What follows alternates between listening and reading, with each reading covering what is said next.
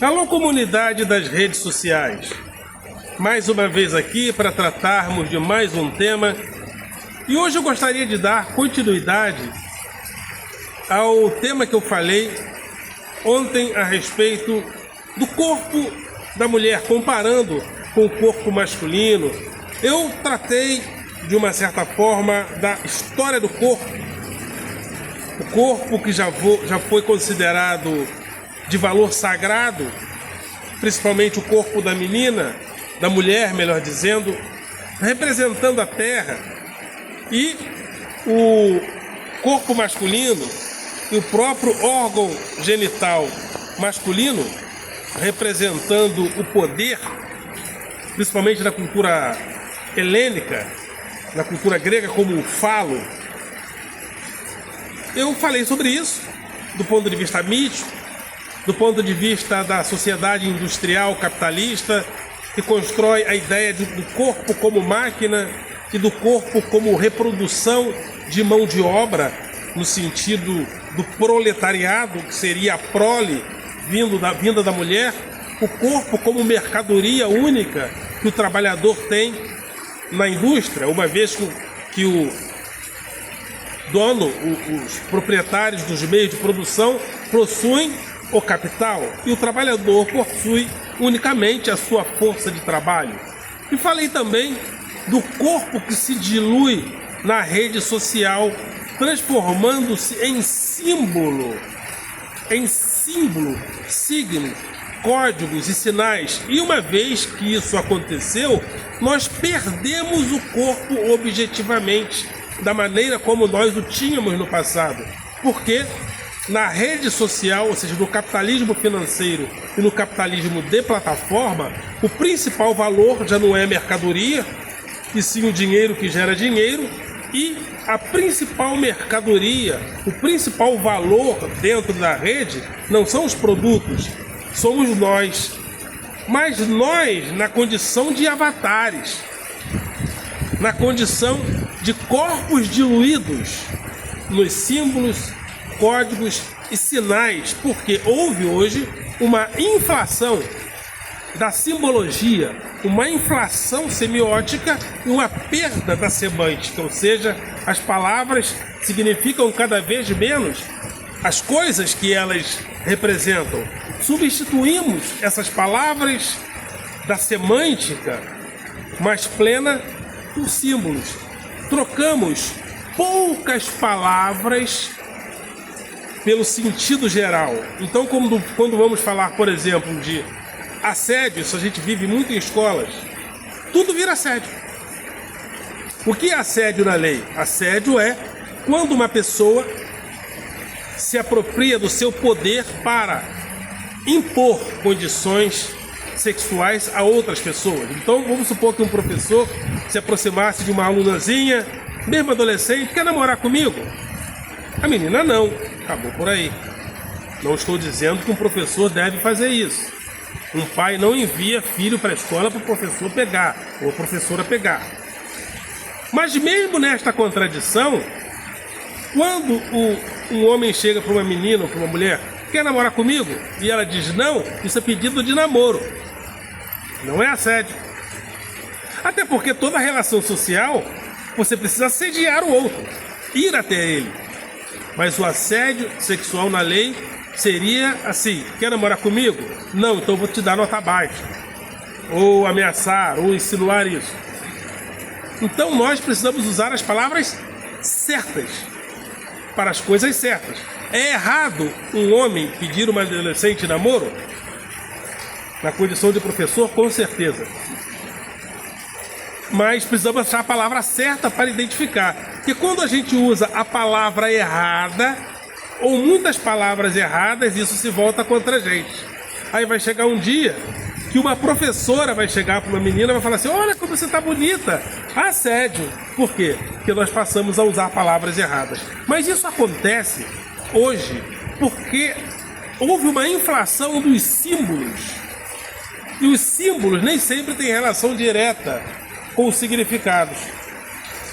Então, a extrema-direita usa, por exemplo, a palavra comunismo para se referir a tudo aquilo que ela não gosta, por causa desse fenômeno social, que não é só da direita. Nós diminuímos o número de palavras que representa as coisas. Então, tudo aquilo que a direita não gosta vira comunismo. Eles substituem todo o fenômeno sociológico daquilo que eles entendem ser contraditório por uma única palavra, comunismo. A esquerda faz isso também, quando ela chama tudo de fascismo. Ao invés de analisar todas as situações, ela chama tudo de fascismo. Por que eu estou falando isso? Para falar também do que aconteceu com a nossa percepção sobre o corpo nessa nossa vida em rede de capitalismo de plataforma, onde tudo vira avatar. Há poucos dias eu estava na sala dos professores e uma professora chegou para mim, perto de mim. Ela, para ter acesso a mim, ela colocou assim levemente a mão na minha perna, nenhum problema. E quando ela colocou, ela apertou e falou: caramba, perna dura. Sem problema.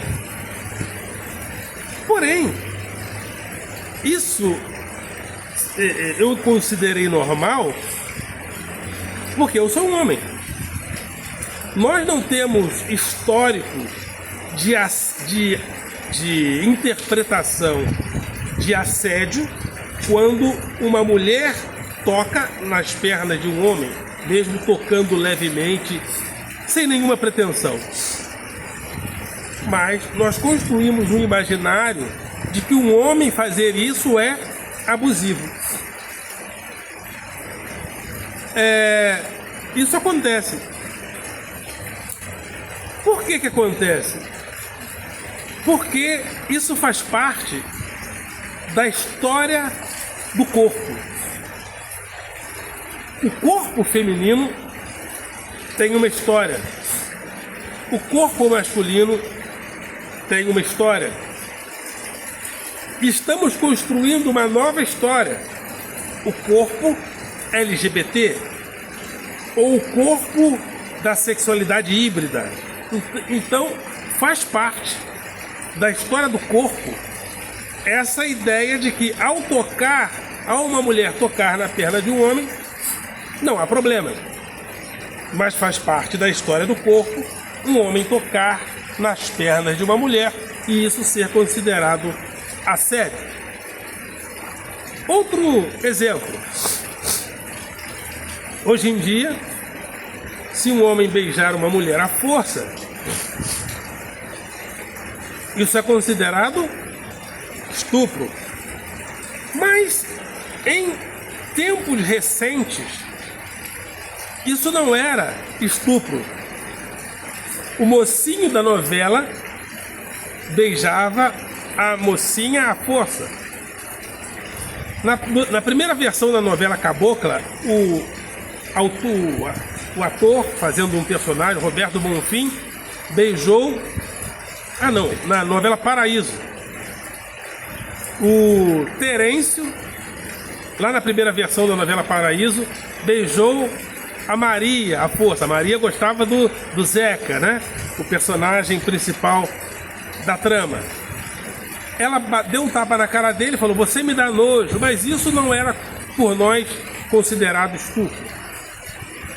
E o Zeca, que era o filho do diabo na novela, da primeira vez, da segunda ou terceira vez que a Santinha foi rezar por ele quando ele estava paraplégico, ele a beijou à força. E a gente achava que aquilo não tinha nada a ver com estupro, porque aquilo estava dentro da história do corpo. E naquele momento, a história do corpo não considerava beijo à força como estupro, pelo menos nas representações da novela. Mas de repente fôssemos nós beijar uma mulher à força gratuitamente, mas nós ouvíamos falar disso nas tramas entre adolescentes, na própria escola. que fulano beijou fulano à força. Mas hoje, um homem beijar uma mulher à força é considerado estupro. Inclusive, um dirigente do futebol beijou uma jogadora à força, se puxou a cabeça dela e beijou na hora da comemoração de um título, alguma coisa nesse sentido.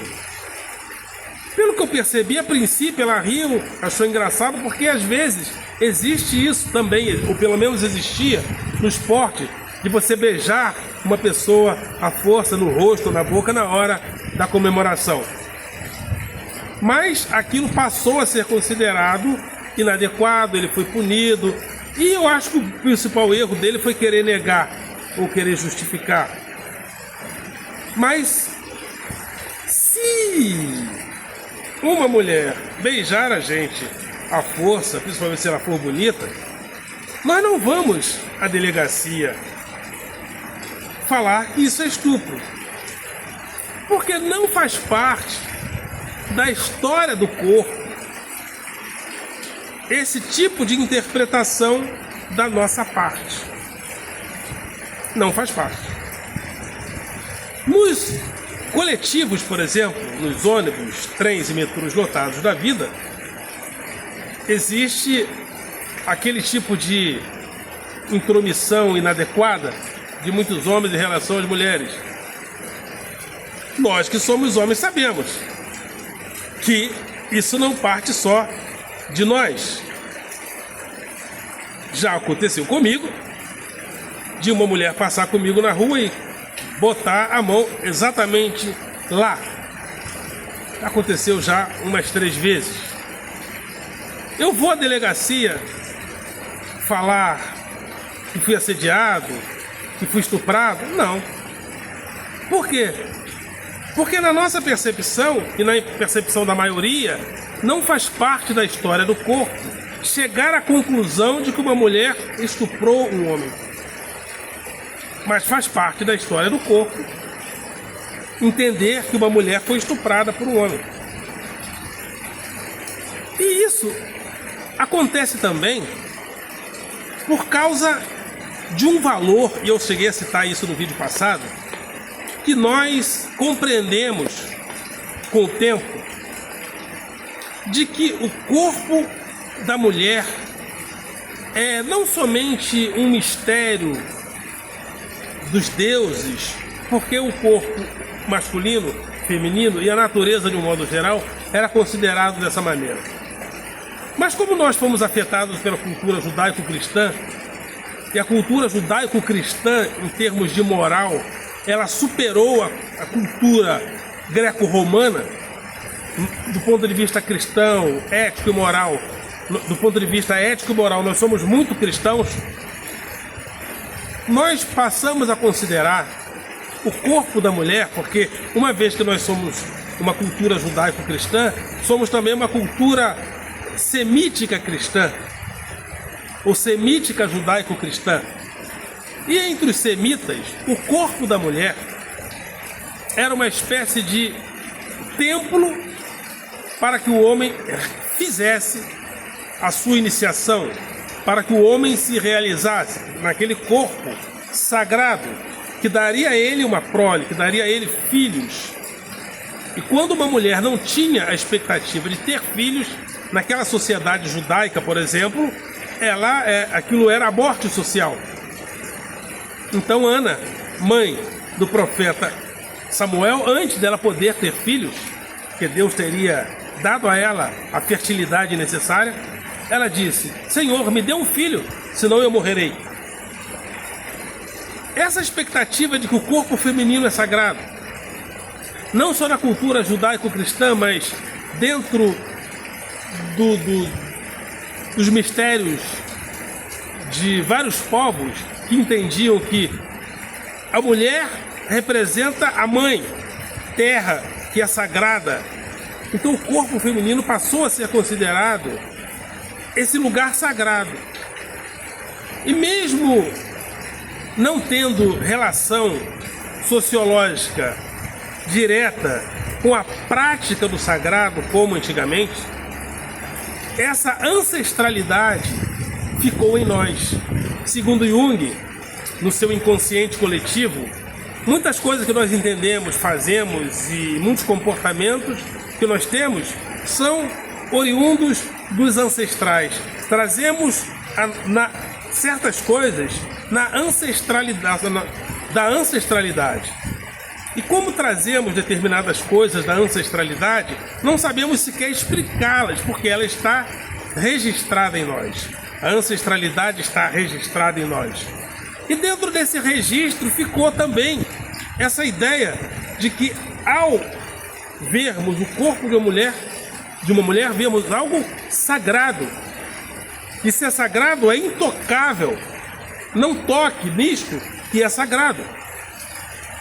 Então, se um homem passar na rua, como aconteceu comigo, e uma mulher colocar a mão lá, muitos vão se sentir o quê? Homenageados.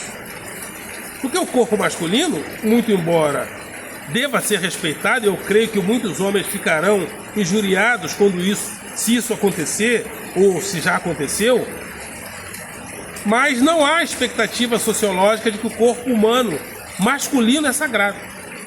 É algo intocado, é algo intocável. O corpo feminino, sim. Nós trazemos esse registro ancestral de que o corpo feminino é algo sagrado. Então, se é sagrado, deve ser intocável. Muito embora toquemos de uma maneira diferente da maneira como os outros tocavam ou deveriam tocar no passado. A cultura árabe tem esse registro de forma muito explícita. O corpo da mulher é um templo sagrado, então deve ser coberto de panos, coberto de véus, porque é sagrado. Ali, evidentemente, entendemos que seja a exacerbação dessa sacralidade. Mas hoje, mesmo vendo lindos corpos femininos seminus nas praias, mesmo podendo observar pernas maravilhosas e nádegas espetaculares, ali está algo intocável. Não toque, porque é sagrado. De outras maneiras, mas é sagrado. Então não toque. A história do corpo chegou a nós desta maneira. Porém, com elementos, agora eu falei de forma mais detalhada no vídeo passado, como o corpo se dilui na rede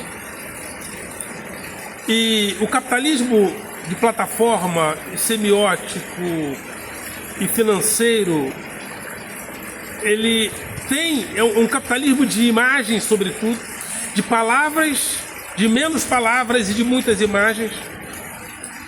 As ideias sobre o corpo se tornaram ideias também muito imagéticas. E mesmo entendendo que nós não devemos tocar em um corpo feminino, representamos essa intenção em imagens não muito definidas, e isso afeta também a nossa moral. Quando um professor tocou no braço da aluna e ela gritou assédio porque ele queria perguntar as horas para ela, ao tocar no braço dela, ela gritou assédio, assédio, assédio. Por quê?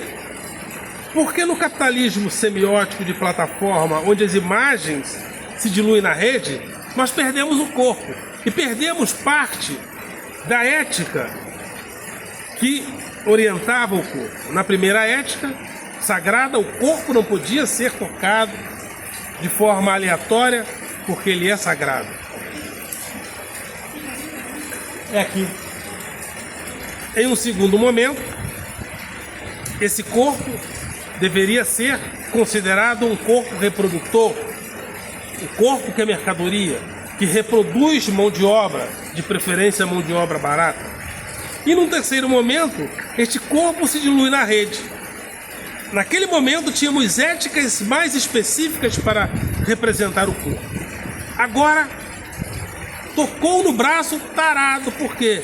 Porque houve a perda do corpo e a perda da ética em relação a ele. E o que chega a nós muitas das vezes são imagens, palavras a respeito do corpo. E vamos usando a palavra assédio para tudo e para todos. Porque uma vez que perdemos o corpo na rede, nas imagens diluídas na rede, perdemos também a ética para com esse corpo, uma ética mais definida. E virou uma febre de não interpretações legítimas ou de não interpretações corretas a palavra assédio. A palavra assédio virou qualquer coisa. E se a palavra assédio virou qualquer coisa, precisamos tomar muito cuidado nas escolas como os professores. Até porque, como professores também, abrimos mão de explicar as coisas. Amedrontados com os pais, amedrontados com as mães, amedrontados com o Ministério Público, também não explicamos para as pessoas o que é o assédio. Então há o assédio legal, que é você chegar numa pessoa e impor favores sexuais porque você é superior hierarquicamente, e deixamos a palavra assédio sobrevoar as nossas cabeças de qualquer jeito e desistimos de explicar para as pessoas. O professor me pediu em namoro. Assédio, não, ele te pediu em namoro. Está errado? Se você for adolescente, está errado. Mas vamos achar a palavra certa para determinar o erro. Porque se usamos a palavra errada para determinar o erro, isso vai se voltar contra nós a qualquer momento. Então é importante usar a palavra certa. Reencontrarmos o corpo perdido e diluído na rede, em palavras, em poucas palavras, porque a palavra assédio virou um símbolo semiótico, onde nós, com menos palavras, usamos essas poucas palavras para falar das coisas mais complexas do mundo. É a história do corpo. É a história do corpo. Mas nós, professores, precisamos capturar o corpo. Tentar capturar esse corpo, esses corpos diluídos na rede. E tentar explicar, contar a sua história agora. E não ficarmos assédio para lá, assédio para cá, assédio para lá, assédio para cá, assédio para lá, assédio para cá, usando essa palavra para tudo. E se um homem levar uma mulher para o matagal e fazer sexo à força com ela? Isso é assédio? Não, isso é estupro. Cada palavra para o seu devido lugar. Me deu uma cantada, qual o nome disso? Cantada. Me pediu um namoro, qual o nome disso? Pedido de namoro.